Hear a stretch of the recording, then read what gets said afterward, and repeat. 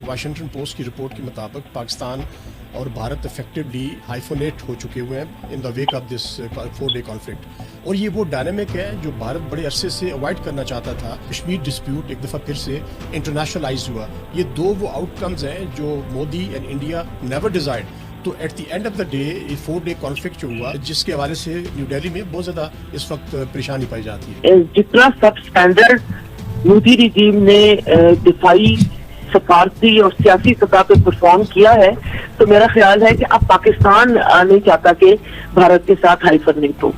Number 2، یس، اس Pahalgam incident اور Pahalgam fiasco جو create کیا مودی رجیم نے، وہ چاہتے تھے کہ اس کی مدد سے بہار کے الیکشن جیت لیں، اور جو کاسٹ انہوں نے کیلکولیٹ نہیں کی تھی وہ یہ تھی کہ اس طرح مقبوضہ کشمیر دنیا بھر کے میڈیا اینڈ ڈپلومیٹک چینلز کیا موضوع گفتگو بن جائے گا، جس کو ہم اردو میں کہیں گے شہ سرخی۔ مقبوضہ کشمیر میں جو ہو رہا ہے، جو پہلگام اٹیک کے بعد بھی پوری دنیا کے میڈیا اینڈ ڈپلومیٹک سرکلز نے اس پہ انویسٹیگیشن شروع کی کہ صورتحال یہاں تک کیوں پہنچی، کشمیر میں مسئلہ کیا ہے کہ اس طرح کے واقعات وہاں ہو رہے ہیں، اور اس کا جواب بھارت کی حزیمت کے سوا کچھ نہیں تھا۔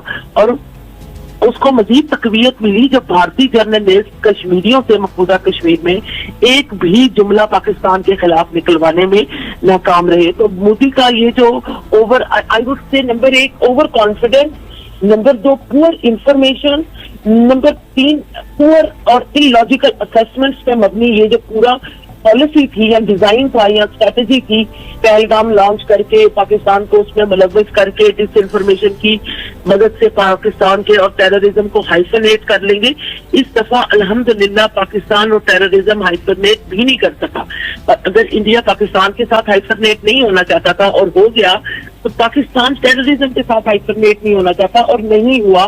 بھارت نے، ہم کہیں گے کہ ہر ممکن زور لگا لیا، مگر اس میں اس کو کامیابی نہیں ہوئی۔ پہلگام انسیڈنٹ تھا، اس کے اوپر بھی کوئی پروف نہیں دیا گیا۔ اس کے ساتھ ساتھ جو اگریشن کمٹ کی تو دنیا نے ان کو سپورٹ نہیں کیا اس اگریشن کے حوالے سے۔ ابھی جا کر اس ڈیمیج کو کنٹرول کرنا چاہ رہے ہیں جو کہ نیو دہلی کو فیس کرنا پڑا۔ بھارت کو اگر اس نے سو کالڈ میجر پاورز کی کاپی کرتے ہوئے پریمپشن کرنی بھی تھی، تو اس کے لیے جو ڈپلومیٹک سپورٹ انٹرنیشنل لیول پہ چاہیے ہوتی ہے وہ بھارت کے پاس نہیں تھی۔ تو ابھی جو کام بھارت کر رہا ہے وہ پہلے دنیا سے پوچھ لیتا تو دنیا اسے بتا دیتی کہ وہ اس کے ساتھ اس طرح کی کسی بھی مہاجرائی اور جنگ کے ایشو پہ بھارت کے ساتھ نہیں کھڑی۔ بہرحال ابھی یہ جو ڈپلومیٹک اوفینسو لانچ کیا بھارت نے، اور اس کی بہت زیادہ بڑے پیمانے پہ مارکیٹنگ بھی کی کہ جس طرح اب یہ بھارتی پارلیمنٹیرینز اور پریکٹیشنرز اور فارمر ڈپلومیٹس یہ دنیا میں نکلیں گے اور دنیا بھارت کے آگے سر جھکا دے گی اور بھارت کو مظلوم سمجھ لے گی۔ ہم نے جب بھی کسی چیز کا تعین کرنا ہوتا ہے کہ اس ایکٹ کا، اس پالیسی کا فائدہ ہوا یا نقصان، تو سب سے پہلا جو اس کا انڈیکیٹر ہوتا ہے وہ ہوتا ہے کہ اس کے مقاصد کیا تھے۔ تو بھارت کے اس پورے ڈپلومیٹک اوفینسو کے مقاصد یہ تھے کہ بھارت کو مظلوم بنا کے پیش کیا جائے، پاکستان کے اوپر جھوٹے الزامات کو سچ بنا کے دنیا کے سامنے بیچا جائے، پاکستان کے خلاف سٹیٹمنٹس لے لی جائیں دنیا سے، اور اس طرح بھارت جو ہے اس کو آپریشن سندور کو جسٹیفائی کر سکے۔